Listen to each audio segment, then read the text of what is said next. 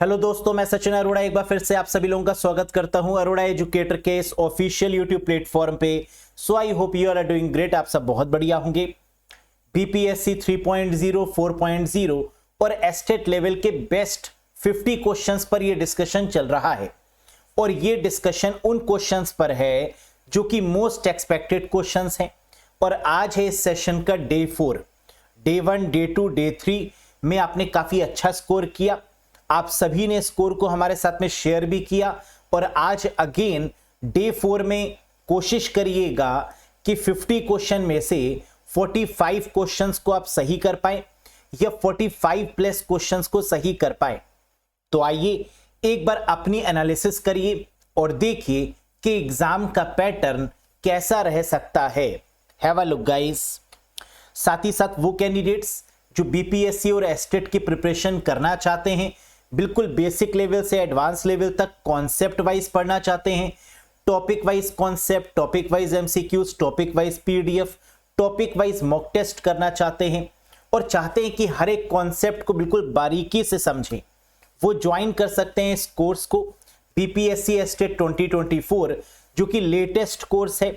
इस कोर्स से कनेक्ट करने के लिए आपको अरोड़ा एजुकेटर एप्लीकेशन को इंस्टॉल करना होगा गूगल प्ले स्टोर या iOS स्टोर की मदद से।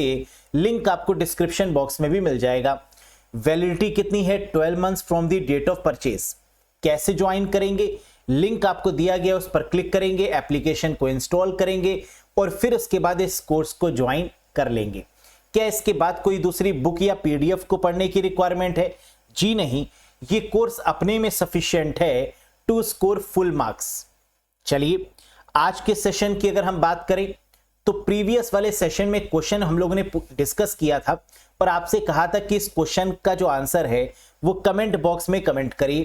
क्वेश्चन ऑफ द डे क्या था प्रीवियस सेशन का?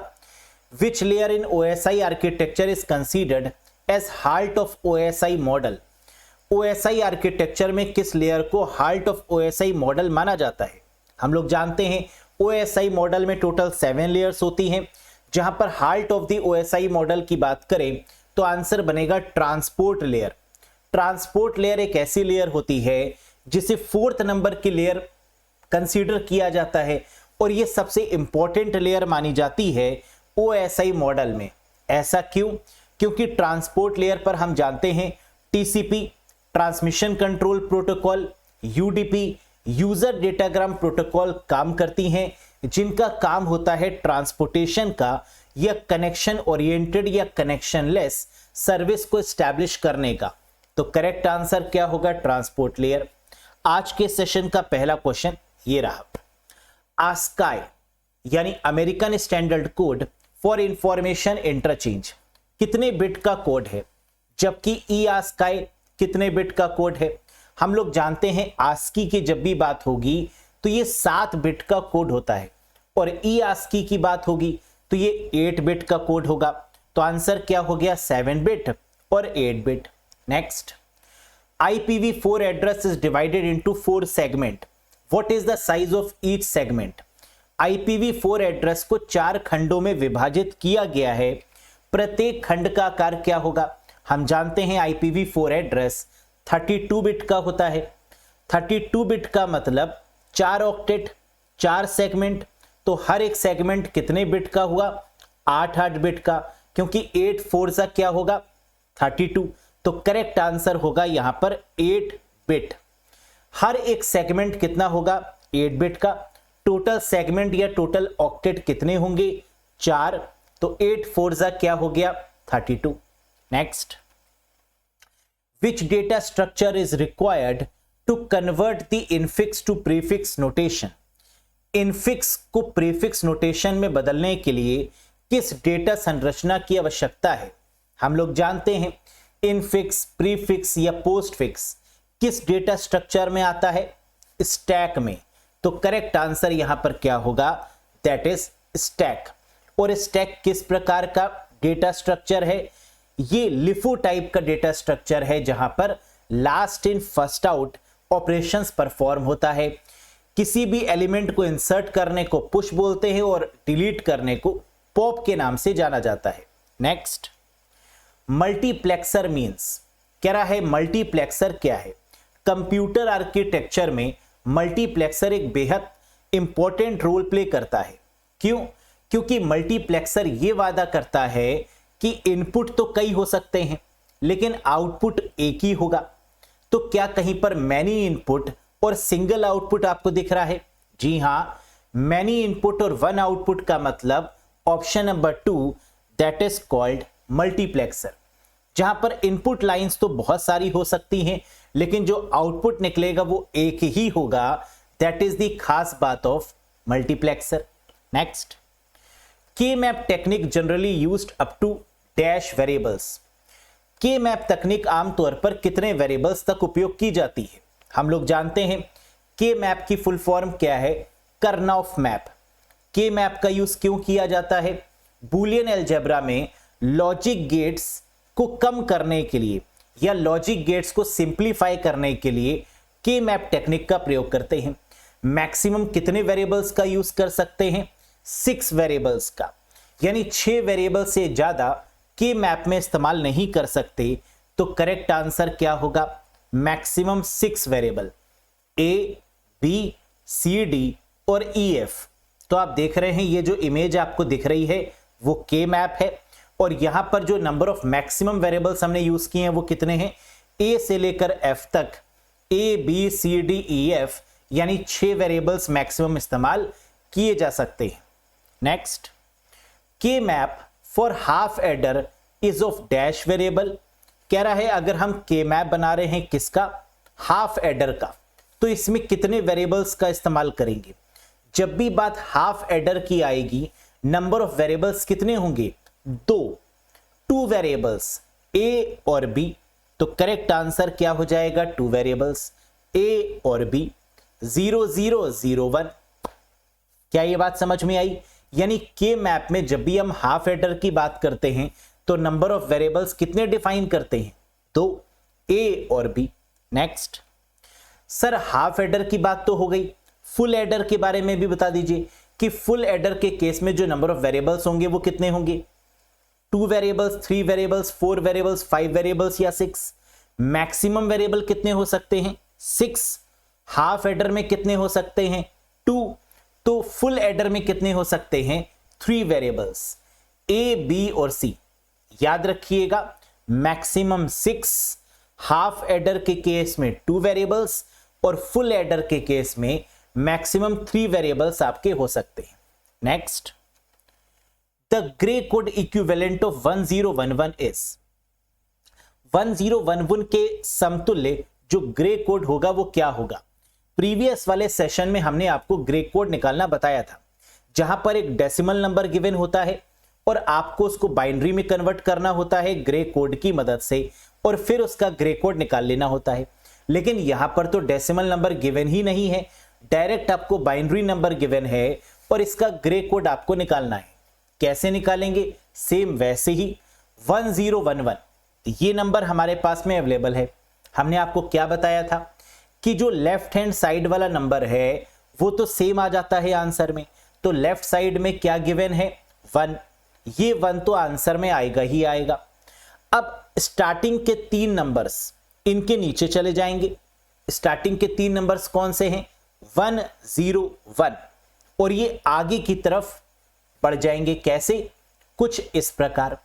तो 1 0 1 को हम लिख देंगे इनके नीचे 1 0 1। ये वाला 1 नीचे आ गया और फिर 1 0 1 हमने नीचे लिख दिया। अब प्लस कर देंगे, 1 में 1 जोड़ेंगे, क्या आएगा? 0, कैरी 1। लेकिन कैरी को यहां पर इग्नोर कर देते हैं ग्रे कोड के केस में। तो 1 और 1 क्या हो गया? 0। 1 और 0 क्या हो गया? 1। 0 और 1 क्या हो गया? 1 और 1 तो कॉपी पेस्ट हो गया। तो करेक्ट आंसर आ चुका है जो आपका भी आया है, that is 1110। That is the correct one. बहुत बढ़िया, बल्ले बल्ले। Next, in the architecture of a database system middle level is the. बताइए डेटाबेस सिस्टम के वास्तुकला में मध्यम स्तर का जो लेवल है वो क्या है? हम लोग जानते हैं कि आर्किटेक्चर ऑफ डेटाबेस में जो सबसे फेमस आर्किटेक्चर है वो 3 लेवल आर्किटेक्चर है। 3 लेवल आर्किटेक्चर में जो मिडिल लेवल है उसे क्या बोलते हैं? कॉन्सेप्चुअल लेवल या लॉजिकल लेवल। क्या कॉन्सेप्चुअल ऑप्शन में है? नहीं। क्या लॉजिकल ऑप्शन में है? जी हां। तो correct answer is what? Logical level.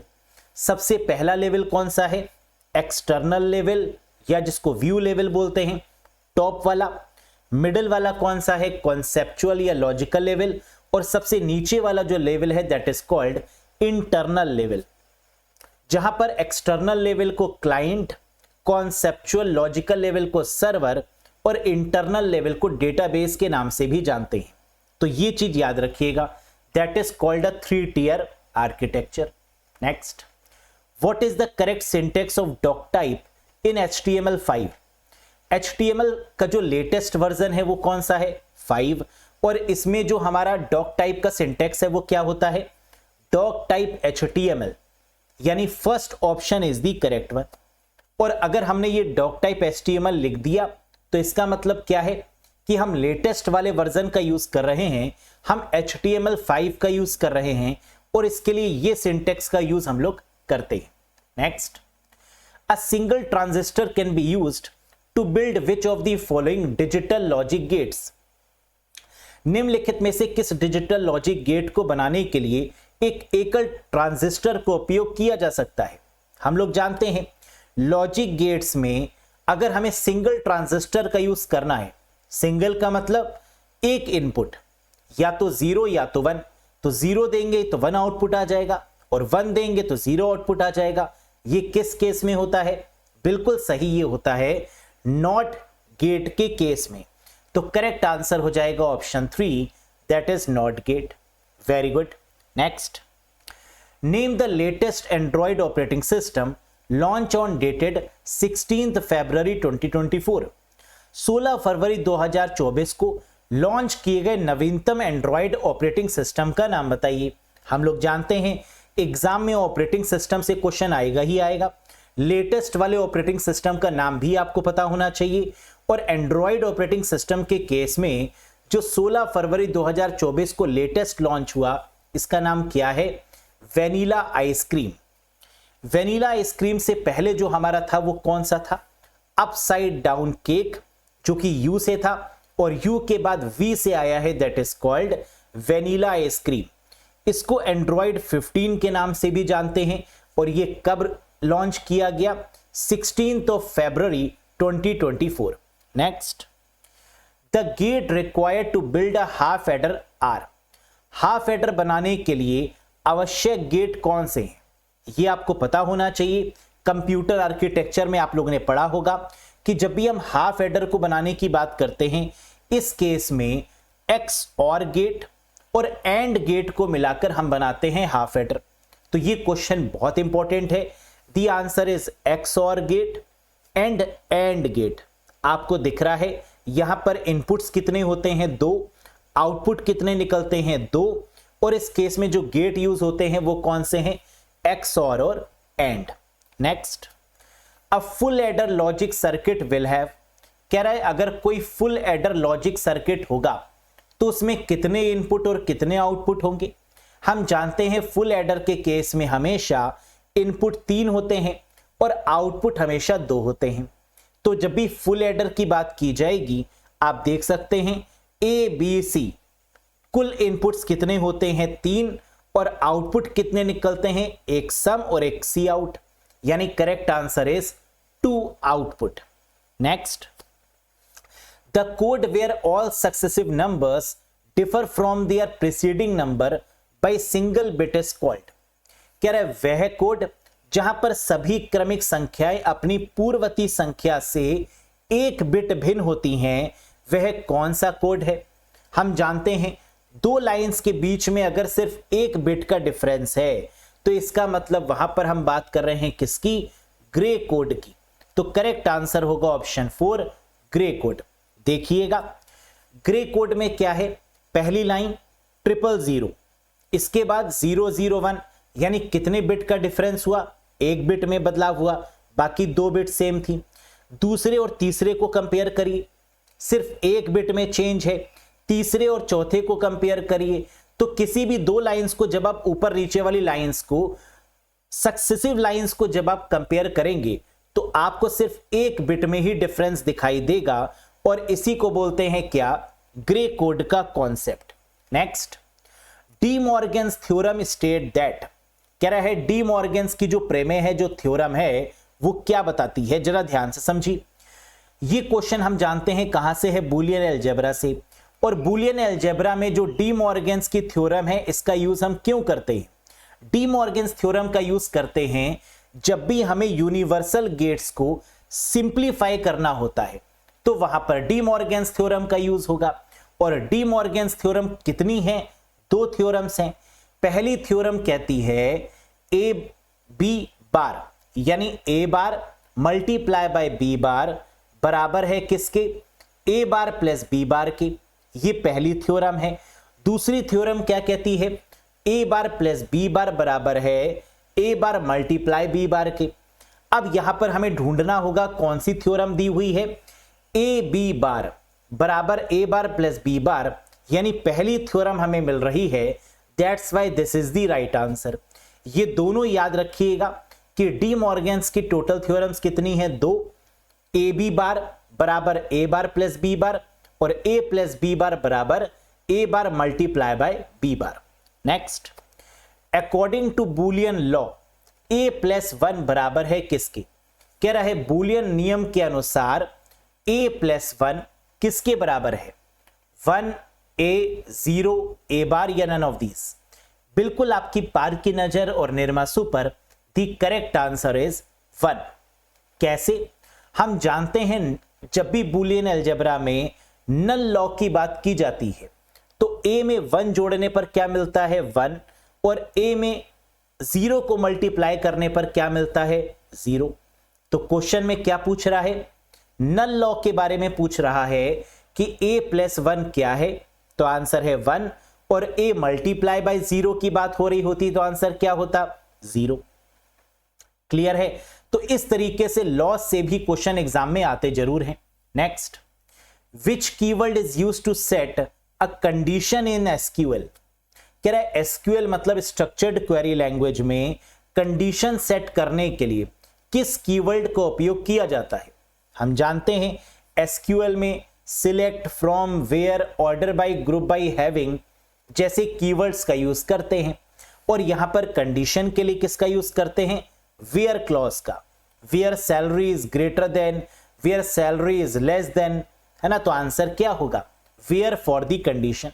Next, which of the following layer is responsible for syntax and semantics of data in OSI model, निम्नलिखित में से कौन सी परत ओएसआई मॉडल में डेटा के सिंटेक्स और शब्दार्थ के लिए रिस्पॉन्सिबल है, जिम्मेदार है। हम जानते हैं ओएसआई मॉडल में एक ऐसी लेयर है जो encryption, decryption, translation, syntax, semantics, encrypt करना, इन सब के लिए रिस्पॉन्सिबल है। और वो लेयर कौन सी है, 6th layer of the OSI model, that is called presentation layer.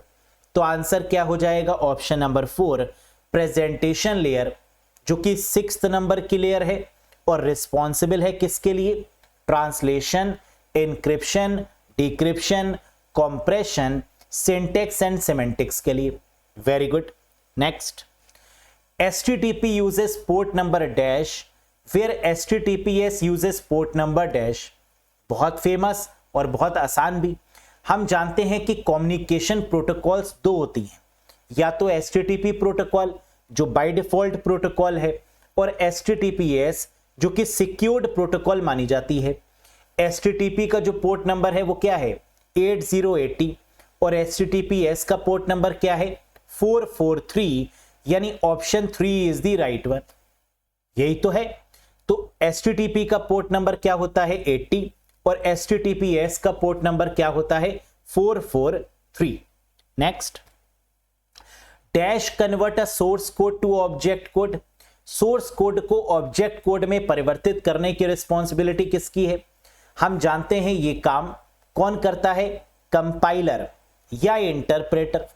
Source code को ऑब्जेक्ट कोड में बदलने की रिस्पॉन्सिबिलिटी किसकी है, कंपाइलर या इंटरप्रेटर की, और सबसे ज्यादा ये रिस्पॉन्सिबिलिटी किसकी है, कंपाइलर की। तो क्या ऑप्शन में कंपाइलर दिया है, जी हां, यही हो जाएगा करेक्ट आंसर। कंपाइलर क्या करता है, एक साथ सारे कोड को कन्वर्ट करता है और यहां पर सोर्स कोड को ऑब्जेक्ट कोड में भी कन्वर्ट करता है, जिससे कि फायदा क्या होता है, जो प्रोग्रामर होते हैं वो कोड को इंग्लिश में लिखते हैं जिसे सोर्स कोड बोलते हैं, लेकिन कंपाइलर उसे मशीन कोड या ऑब्जेक्ट कोड में कन्वर्ट करता है। Next, what is the default subnet mask for class B network? Class B network के लिए जो डिफॉल्ट सबनेट मास्क है वो क्या है? हम जानते हैं क्लास ए के लिए जो सबनेट मास्क होगा वो क्या होगा, 1 बार 255, क्लास बी में 2 बार 255, क्लास सी में 3 बार 255। तो क्या यहां पर 2 बार 255 और बाकी में 0 गिवन है? कहीं पर ढूंढो। ऑप्शन नंबर 4 255.255.0.0 ये हो गया क्लास बी का सबनेट मास्क। इसका मतलब हमें ये याद रखना है कि कितनी क्लासेस का सबनेट मास्क होता है, 3 क्लासेस का, ए, बी और सी। ए का सबनेट मास्क क्या होगा, 255, बाकी ऑक्टेट में 00। क्लास बी में 255.255 और बाकी ऑक्टेट में 00। क्लास सी में 3 बार 255 और बाकी ऑक्टेट में 0। समझ में आया? That is called subnet mask. Subnet का मतलब क्या होता है, जब हम आईपी एड्रेस को छोटे छोटे हिस्सों में डिवाइड करते हैं तो इसे हम क्या बोलते हैं, सबनेटिंग। बड़े आईपी एड्रेस को छोटे छोटे नेटवर्क में डिवाइड करना या छोटे आईपी एड्रेस में डिवाइड करना, that is called subnet mask.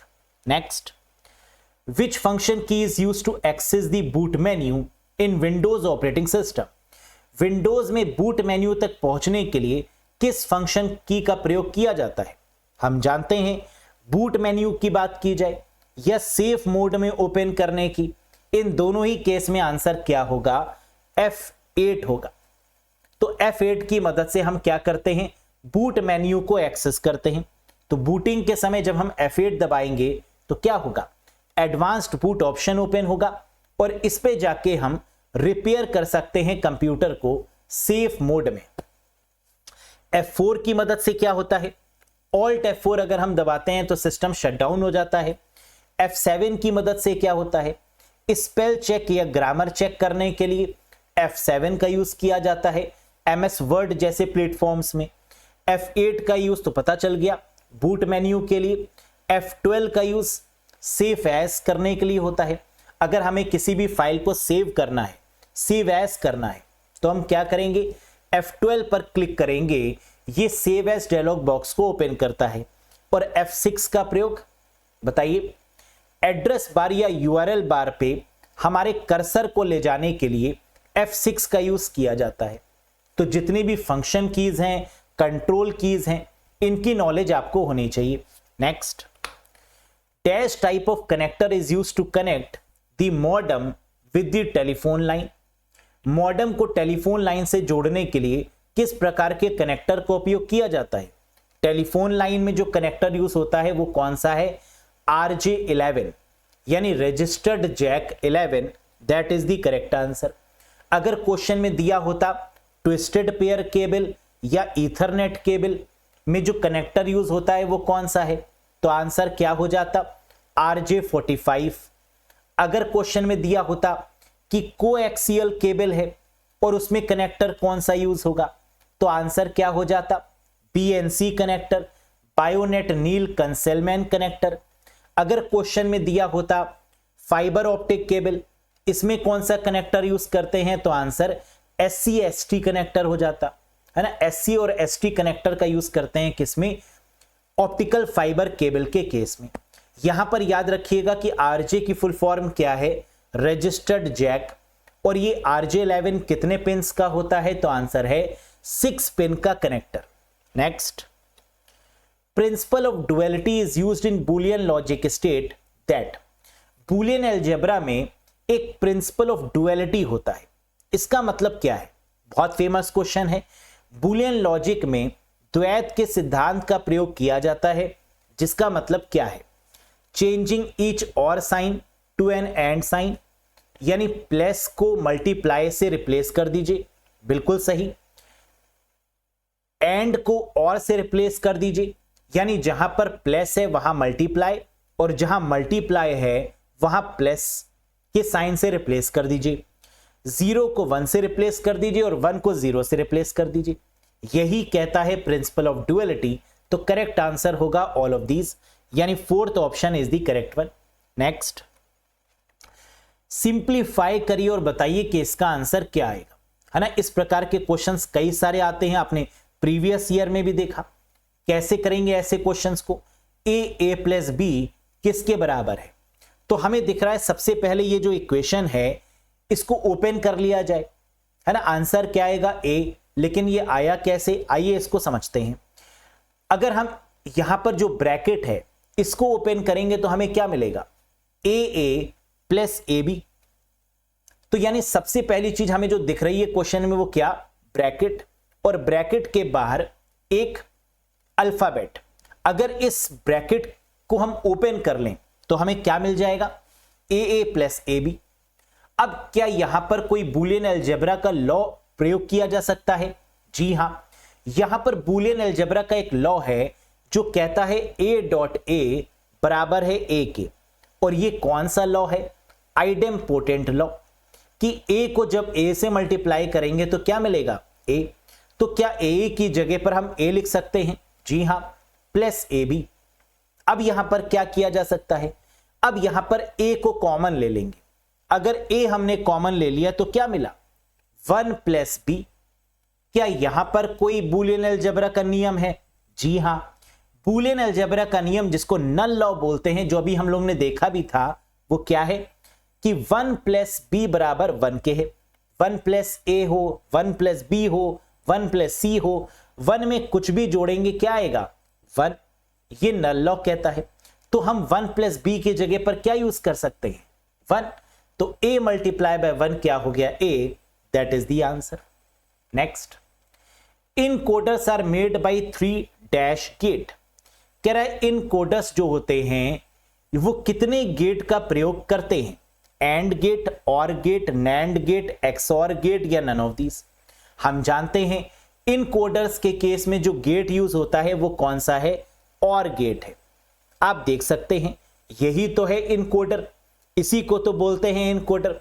जहां पर कितने और गेट्स का प्रयोग किया जा रहा है? 3 और गेट्स का प्रयोग किया जा रहा है। तो याद रखने वाली बात क्या है कि encoders are made by 3 how many gets?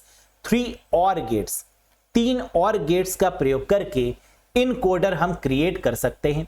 Next, a decimal to binary coded encoder have dash input and dash output. Very very famous question, और ये लिख के रखिए कि ये क्वेश्चन आएगा ही आएगा। क्या है ये? Decimal to BCD binary coded encoder have कितने इनपुट और कितने आउटपुट। जब कभी भी बात डेसिमल की करते हैं तो डेसिमल का मतलब 10 और बाइनरी कोडेड का मतलब 4। तो यानी क्वेश्चन में ही आंसर दिया हुआ है। डेसिमल का मतलब 10 और बाइनरी कोडेड का मतलब 4।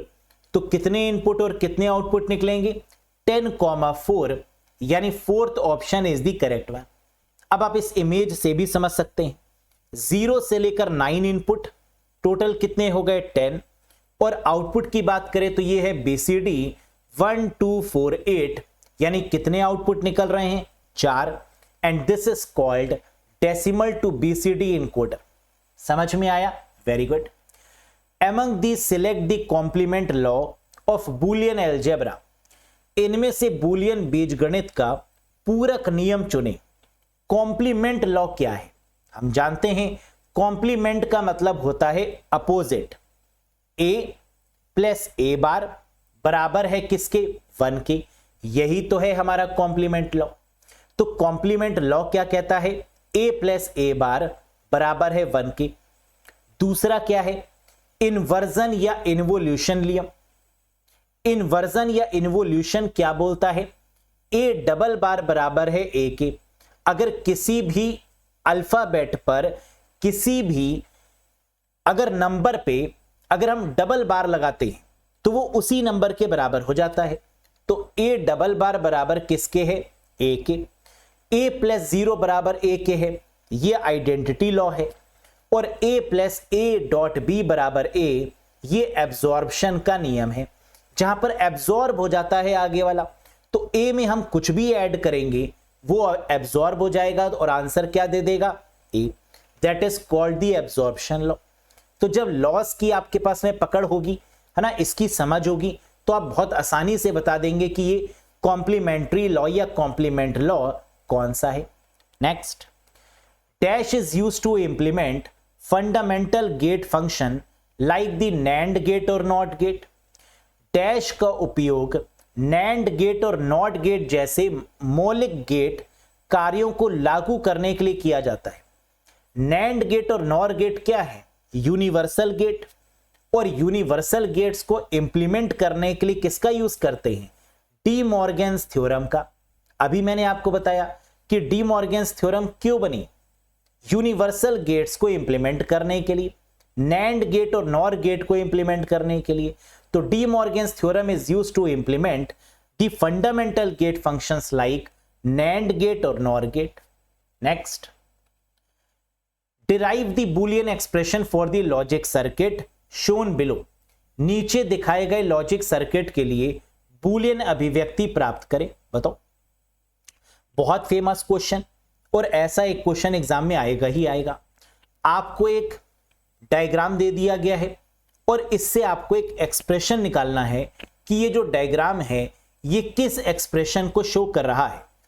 तो derive the Boolean expression for the logic circuit आपको गिवन है और इससे एक बूलियन एक्सप्रेशन आपको बनाना है।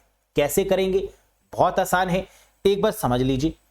ये होगा इसका आंसर, लेकिन होगा कैसे ये समझने की रिक्वायरमेंट है। जरा बड़े पर्दे पे आके इसको आराम से समझते हैं। सबसे पहले आपको ये पता होना चाहिए कि एंड गेट क्या होता है।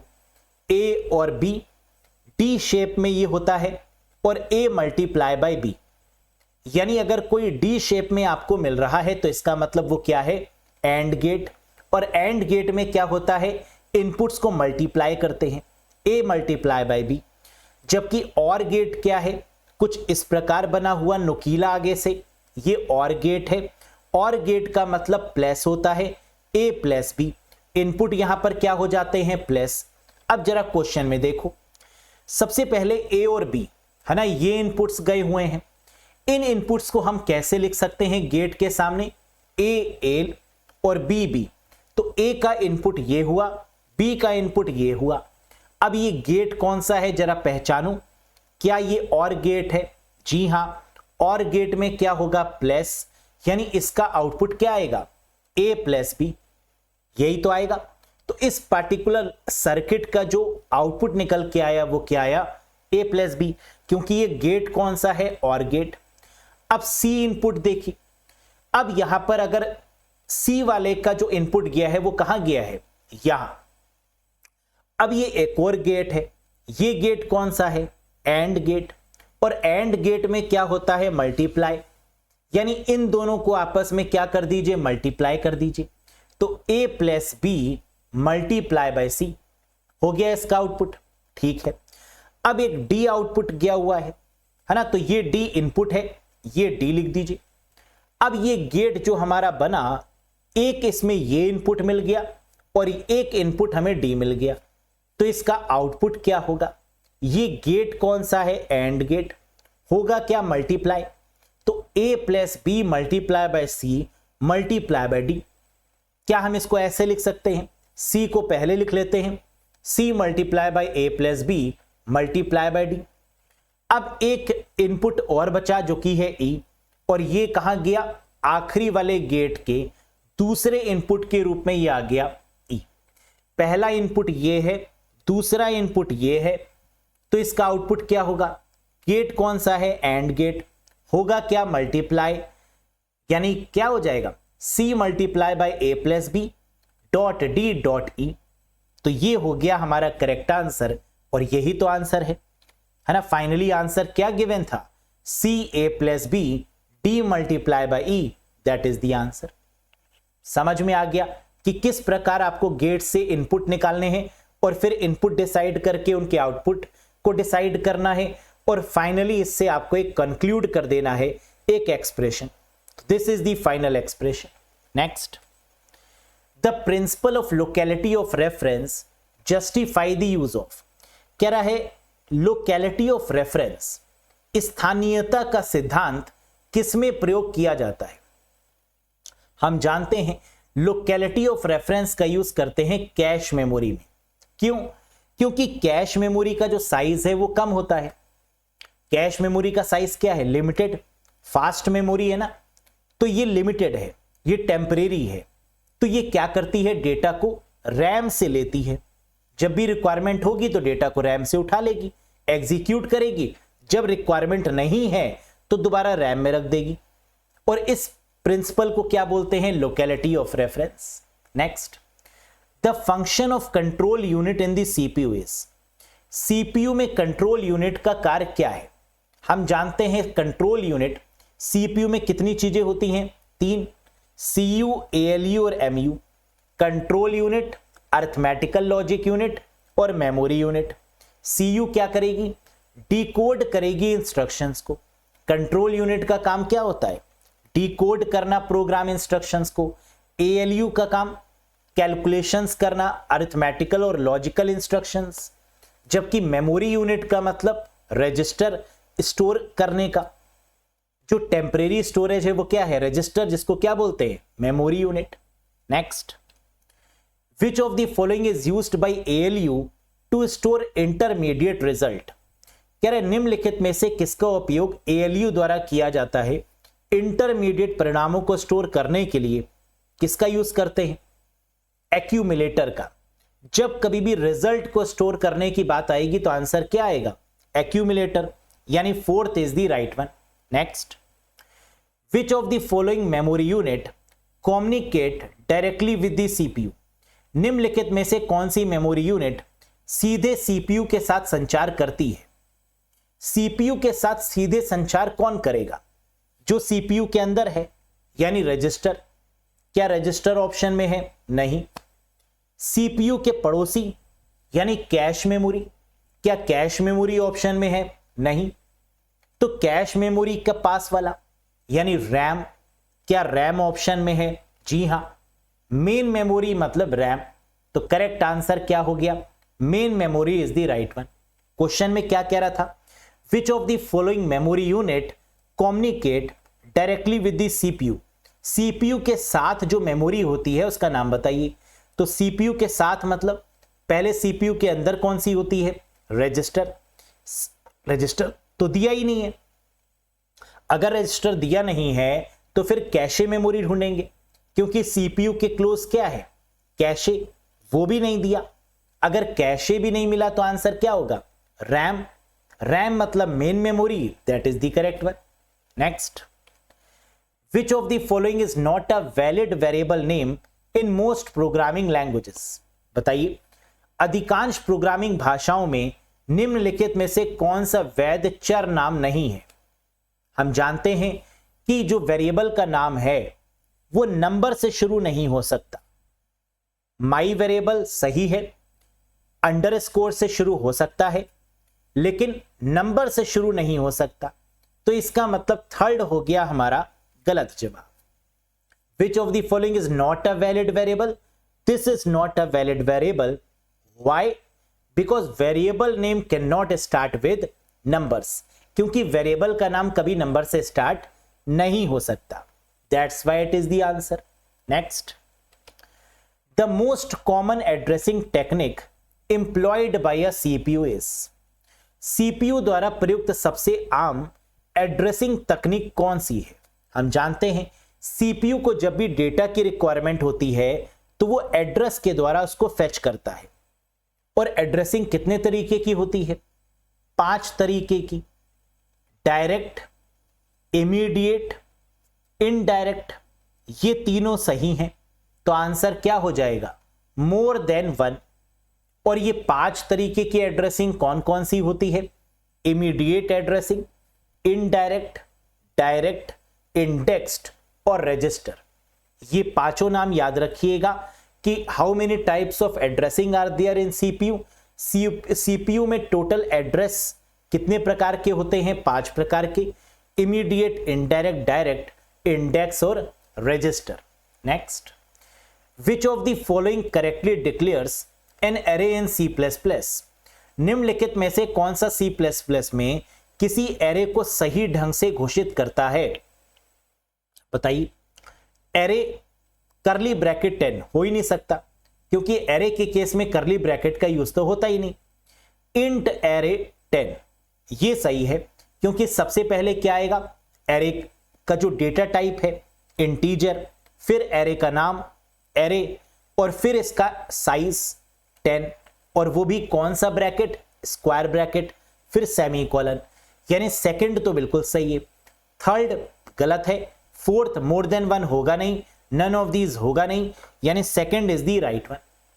Next, which of the following is not constraint in C plus plus, निम्नलिखित में से कौन सा सी प्लस प्लस में बाधा नहीं है, कॉन्स्ट्रेंट नहीं है? प्राइमरी की है, यूनियन नहीं, नॉट नल है, मोर देन 1 ऑफ या नन ऑफ दीज। हम जानते हैं कौन सा कॉन्स्ट्रेंट नहीं है, यूनियन कोई कॉन्स्ट्रेंट नहीं होता, यूनिक होता है, लेकिन यूनियन नहीं। प्राइमरी है, नॉट नल है। तो सी प्लस प्लस में अगर हम कॉन्स्ट्रेंट्स की बात करें कि एसक्यूएल में टोटल कितने कॉन्स्ट्रेंट्स होते हैं, है ना, ये कॉन्स्ट्रेंट्स कहां पर होते हैं, एसक्यूएल में। तो जब भी हम कोई प्रोग्रामिंग लैंग्वेज का यूज करते हैं तो क्या उसके साथ में डेटाबेस का प्रयोग भी करेंगे? जी हां। तो डेटाबेस मतलब एसक्यूएल, और एसक्यूएल में जो हमारे कॉन्स्ट्रेंट्स होते हैं वो कौन से होते हैं? Not null, unique, default, check, primary key और फॉरेन की। यानी अगर इसको बड़े पर्दे पे देखें तो हम जानते हैं कि टोटल 6 हमारे कॉन्स्ट्रेंट्स होंगे जो कि एसक्यूएल यानी डेटाबेस पर काम करते हैं। Not null, unique, default, check, primary key और फॉरेन की। पीछे क्वेश्चन में क्या कह रहा था, कौन सा नहीं है? प्राइमरी है, नॉट नल है, लेकिन यूनियन नहीं है। समझ में आया? Next, the SQL statement select round 65.726 -1 from dual print. कह रहा है बताइए एसक्यूएल स्टेटमेंट में जो सिलेक्ट राउंड है, जो राउंड फंक्शन है, वो कैसे काम करता है? ये क्वेश्चन बहुत इंपॉर्टेंट है। हम जानते हैं -1 का मतलब क्या होता है? 10, -2 का मतलब क्या होता है? 100, -3 का मतलब क्या होता है? 1000। तो 1 का मतलब 10, -2 का मतलब 100 और -3 का मतलब 1000। बस यही बात याद रखनी है। तो -1 का मतलब 10, यानी 10 का मल्टीपल होना चाहिए। तो 10 का मल्टीपल ऑप्शन में ढूंढ लो, 70, that is the correct answer. तो -1 का मतलब 10, -2 का मतलब 100 का मल्टीपल्स। अगर यहां -2 होता तो आंसर क्या होता? ऑप्शन में 700 गिवन होता है ना, तो that will be the right one. या 800 गिवन होता तो वो सही होता, डिपेंड करेगा ऑप्शन पर। और अगर यहां पर -3 होता तो इसका मतलब 1000 के मल्टीपल्स में हम देखते आंसर को। Next, convert infix into postfix expression. कह रहा है यहां पर इनफिक्स में हमें क्वेश्चन में गिवन है और इसको पोस्टफिक्स में कन्वर्ट करना है। कैसे करेंगे आइए देखते हैं। हम जानते हैं सबसे पहले अगर हमें कन्वर्जन करना है, पोस्टफिक्स का मतलब कि जो ऑपरेटर हैं वो बाद में आ जाएं, लेकिन किस सीक्वेंस से करेंगे, है ना, ये भी तो इंपॉर्टेंट है। ये है इसका आंसर, लेकिन किया कैसे, आइए जरा इसको समझते हैं। सबसे पहले ब्रैकेट, फिर उसके बाद पावर, फिर मल्टीप्लाई, डिवाइड, प्लस और माइनस, ये सीक्वेंस होगा। तो क्या कहीं पर ब्रैकेट लगा हुआ है? जी हां, यानी ब्रैकेट को पहले सॉल्व करेंगे और ऑपरेटर को बाद में ले जाएंगे। तो डी मल्टीप्लाई बाई ई, यहां पर मल्टीप्लाई को बाद में ले जाएंगे। तो क्या हम इसको ऐसे लिख सकते हैं, A plus B multiply by C plus D E asterisk multiply, है ना, मल्टीप्लाई को बाद में ले गए। अब इसके बाद किसका नंबर आएगा? मल्टीप्लाई का, क्योंकि अब डी ई मल्टीप्लाई ये तो फिक्स हो गया, है ना, ये तो हिलेगा नहीं। अब मल्टीप्लाई वाला कौन सा बचा? बी मल्टीप्लाई बाय सी। इसमें मल्टीप्लाई को बाद में ले जाएंगे सी के, तो क्या आ जाएगा? A plus B C multiply plus DE asterisk और किसी को नहीं छेड़ेंगे। अब किसका नंबर आएगा? प्लस का। प्लस कहां गिवन है? यहां। इस प्लस को उठा के बाद में ले जाएंगे तो क्या आ जाएगा? पूरे बाद में लेकर नहीं जाएंगे, है ना, इसके बाद में लेकर जाएंगे। तो ABC multiply plus ABC multiply plus और बाकी तो एज इट इज ये दिया हुआ है DE एस्ट्रिक। अब क्या यहां पर एक प्लस और है? जी हां।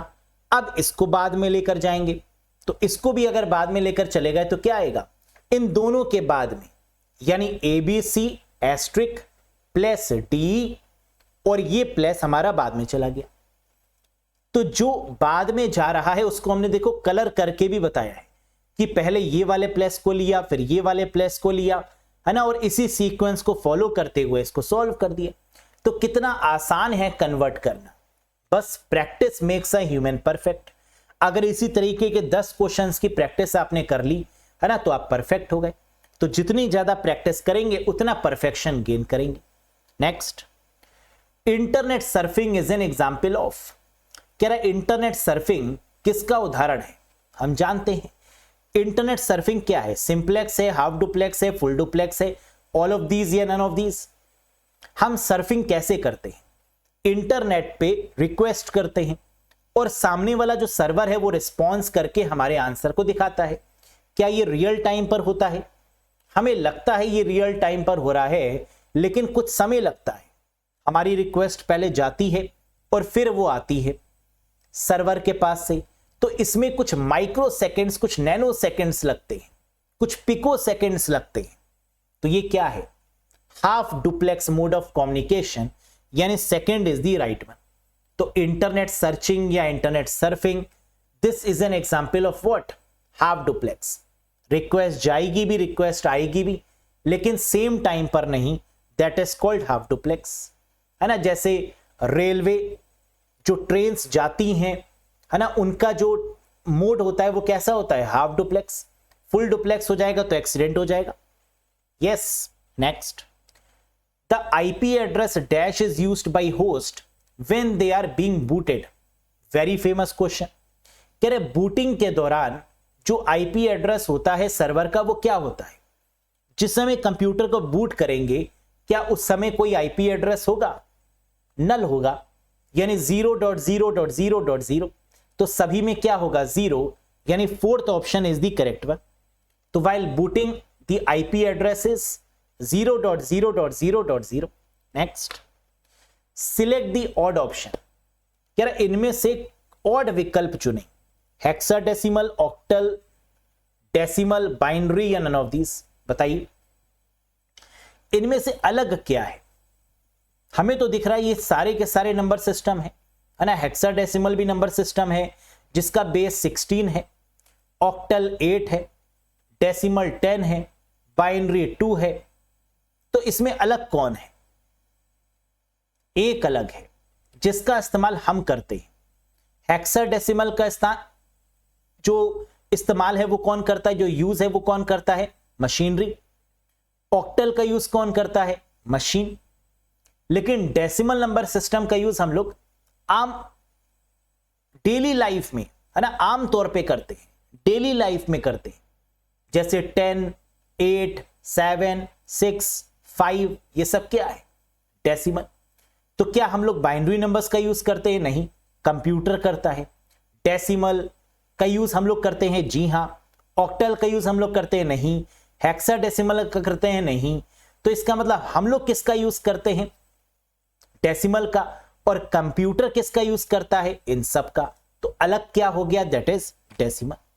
लिख भी दिया मैंने यहां पे कि decimal is the number system we use in our daily life, that why it is different from others. Next, which of the following translate and execute program at run time line by line. बताइए निम्नलिखित में से कौन सा program को run time पर line by line अनुवादित और निष्पादित करता है? लाइन बाय लाइन मतलब इंटरप्रेटर। एक एक लाइन करके एग्जीक्यूट कौन करेगा? इंटरप्रेटर। और अगर यहां पे ऑल एट वंस दिया होता, एक साथ, तो आंसर क्या हो जाता? कंपाइलर। कंपाइलर एक साथ कन्वर्ट करेगा और इंटरप्रेटर लाइन बाय लाइन करके करेगा। Next, it is a proprietary audio video interface for transmitting uncompressed video data.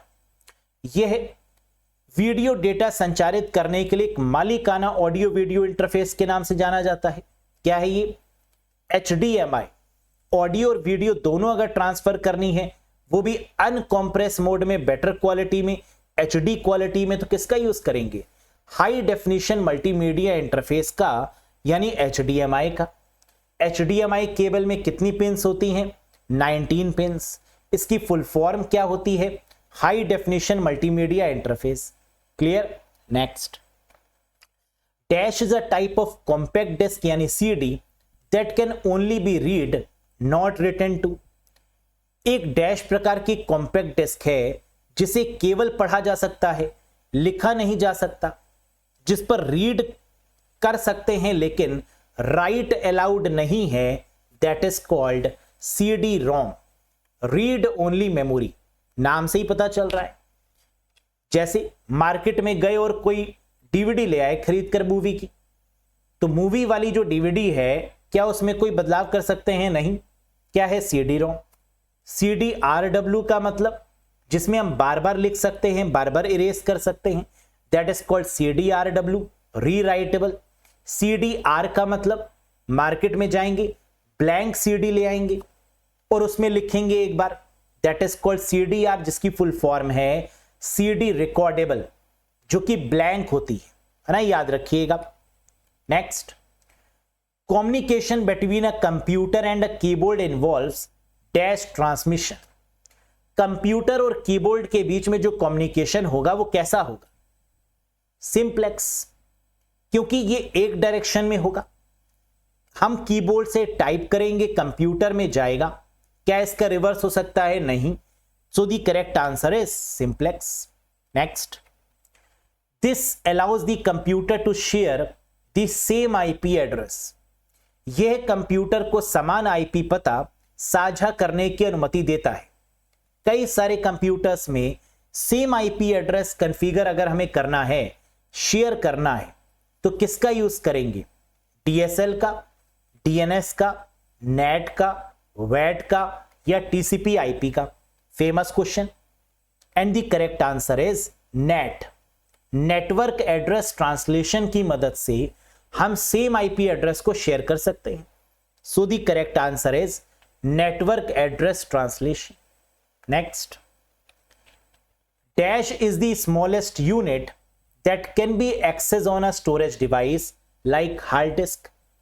एक डैश सबसे छोटी इकाई है जिसे हार्ड डिस्क जैसे स्टोरेज डिवाइस पर एक्सेस किया जा सकता है।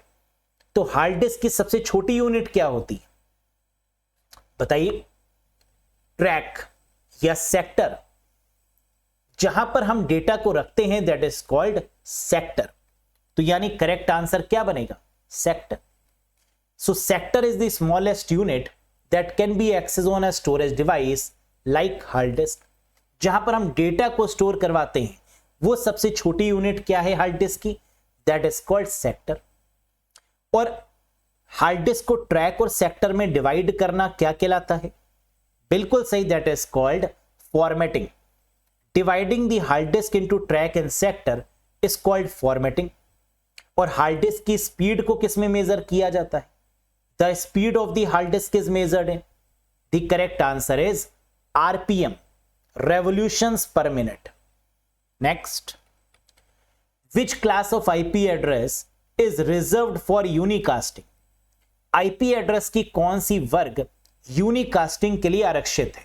हम जानते हैं class A, B, C reserve है यूनिकास्टिंग के लिए, यानी all of these. Class D reserve है मल्टीकास्टिंग के लिए और क्लास E रिजर्व है ब्रॉडकास्ट करने के लिए। तो A, B, C for the यूनिकास्टिंग, D for the multicasting and E for the broadcast purpose, है ना, for research and development purpose. Next, which OSI layer usage a modem? कौन सी OSI परत एक मॉडम का उपयोग करती है? मॉडम मतलब modulator and demodulator. Telephone lines connection में मॉडम का प्रयोग होता था पहले, और मॉडेम का इस्तेमाल स्टार्टिंग में किया जाता था किस लेयर पर? फिजिकल लेयर पर। लेकिन आगे चलकर इसको फिजिकल लेयर से कन्वर्ट कर दिया गया किस में? डेटा लिंक लेयर में। तो क्या डेटा लिंक लेयर गिवन है? जी हां। तो करेक्ट आंसर क्या होगा? Data link layer. वही लेयर जिसमें मैक एड्रेस आता है, वही लेयर जिसमें स्विच और ब्रिज जैसी डिवाइसेस का यूज करते हैं, डेटा लिंक लेयर। समझ में आया? Next, when dash key are on the computer provide sound cue. कह रहे जब इस कुंजी को चालू करते हैं तो कंप्यूटर ध्वनि संकेत प्रदान करता है। क्यों? ताकि जो विजुअली इंपेयर्ड लोग हैं, जो देख नहीं सकते, वो आवाज सुनकर पहचान पाए। और ऐसी कीज को क्या बोलते हैं? Toggle keys. टॉगल कीज कितने तरीके की होती है? 3 तरीके की। कौन कौन सी? Caps lock, num lock, scroll lock. इसको ऑन ऑफ कीज के नाम से भी जानते हैं। कैप्स लॉक ऑन ऑफ हो जाती है, num lock on off mode में होती है, और स्क्रॉल लॉक भी ऑन ऑफ मोड में होती है। तो that is why it is called on off keys या टॉगल कीज। और इनको क्या बोलते हैं? Sound cues. ये साउंड प्रोड्यूस करती है ना, याद रखिएगा। टॉगल कीज कितने तरीके की? 3 तरीके की, कैप्स लॉक, नम लॉक और scroll lock. Next, which of the following memory chip is fast. कह रहे निम्नलिखित में से कौन सी मेमोरी चिप सबसे तेज है? सबसे तेज कौन सी है? रजिस्टर ढूंढो। है ही नहीं। रजिस्टर नहीं है तो कैशे होगा, ढूंढो। क्या कैशे है? है, लेकिन छुपके है। हम लोग जानते हैं कि static RAM is used to create a cache memory. तो क्या कैश मेमोरी के जगह पर स्टैटिक रैम लिख सकते हैं? जी हां। सो the correct answer is static RAM.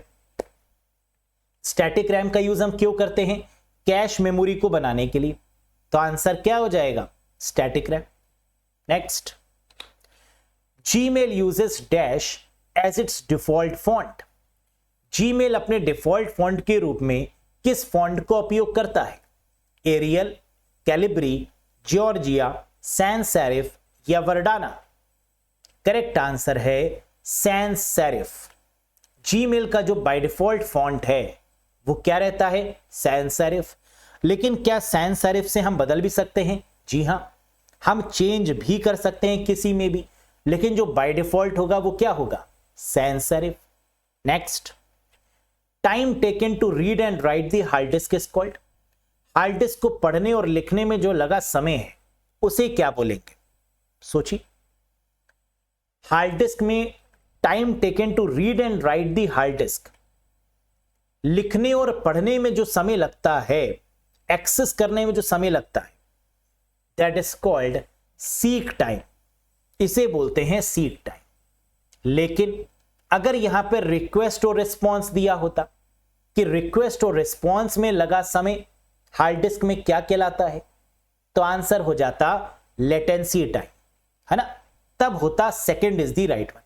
तो रिक्वेस्ट रिस्पॉन्स लेटेंसी, रीड और राइट सीक टाइम, है ना। इन दोनों में से एक क्वेश्चन आता जरूर है, तो याद रखिएगा। तो इसी के साथ 50 क्वेश्चंस कंप्लीट होते हैं। आई होप कि आपने बेटर स्कोर किया होगा। आउट ऑफ 50 कितना स्कोर किया कमेंट करके जरूर बताइएगा। और ये रहा क्वेश्चन ऑफ द डे। आज का क्वेश्चन क्या है? विच रैम यूज्ड इन कंप्यूटर्स और इन लैपटॉप। हमारे कंप्यूटर या लैपटॉप में जो रैम लगी होती है, जो रैंडम एक्सेस मेमोरी लगी होती है, वो कौन सी है? Static RAM, dynamic RAM, EP RAM, ROM या ऑल ऑफ दीज। क्या होगा इसका करेक्ट आंसर? अगर पता है तो कमेंट बॉक्स में कमेंट करके जरूर बताइएगा। सेशन पसंद आया हो तो लाइक कर दीजिए, चैनल पर नए हो तो सब्सक्राइब जरूर करिएगा। और कंप्यूटर की वीडियोस अगर बेसिक से कॉन्सेप्ट लेवल तक, एडवांस लेवल तक पढ़ना चाहते हैं, concept wise, MCQ wise, PDF wise, mock taste wise, तो ज्वाइन कर लीजिएगा इस कोर्स को। BPSC estate latest 2024 course join करने के लिए अरोड़ा एजुकेटर एप्लीकेशन को इंस्टॉल कर लीजिएगा गूगल प्ले स्टोर या iOS स्टोर की मदद से, और फिर इस कोर्स से जुड़ जाइएगा। किसी भी कंफ्यूजन, किसी भी डाउट के रिगार्डिंग दिए गए नंबर पे व्हाट्सएप भी कर सकते हैं। मिलेंगे बहुत जल्द नेक्स्ट वीडियो में बेस्ट 50 क्वेश्चंस के साथ। Till then bye bye and take care. Thank you very much guys.